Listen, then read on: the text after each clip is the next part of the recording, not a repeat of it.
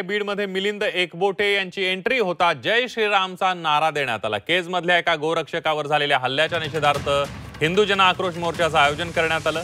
मिलिंद एकबोटे, आमदार गोपीचंद पडळकर आणि आमदार संग्राम जगताप यांच्या नेतृत्वात या मोर्चाचं आयोजन करण्यात आलं। दरम्यान मिलिंद एकबोटे यांच्या दौऱ्याआधी बीड शहरातील आंबेडकरी अनुयायांना पोलिसांनी नजरकैदेत ठेवलं। एकबोटे आल्यानं दोन समाजात तेढ निर्माण होईल यासाठी आपण त्याचा विरोध करतो अशी भूमिका आंबेडकरी अनुयायांनी घेतलेली होती। जय श्रीराम, जय श्रीराम।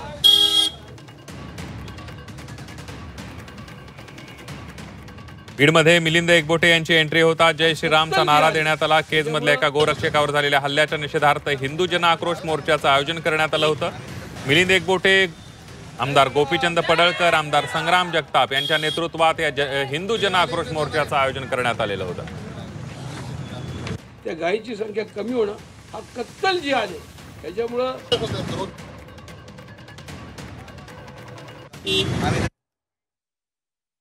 जन आक्रोश मोर्चा निघालेला आहे। केशव रत्नपारखी या गोरक्षकाचं अपहरण केलं, त्याचं अपहरण करून त्याला पंचायत समितीच्या कार्यालयात नेऊन जबरदस्त मारहाण केली आणि पोलिसांनी त्याच्या तक्रारीची दखल घेतली नाही। हे काही एकदाच घडलेलं नाही।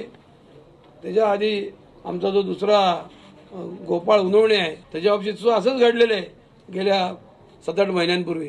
म्हणजे बीड जिल्ह्यामध्ये गोरक्षकांना सुरक्षित वातावरण नाही। बीडचा एक गेवराईचा जो पोलीस निरीक्षक आहे तो असं म्हणलं तरी चालेल की तो त्या ठिकाणी गोरक्षकांच्या तक्रारी घेत नाही आणि सरळ कसायांना मदत करतो।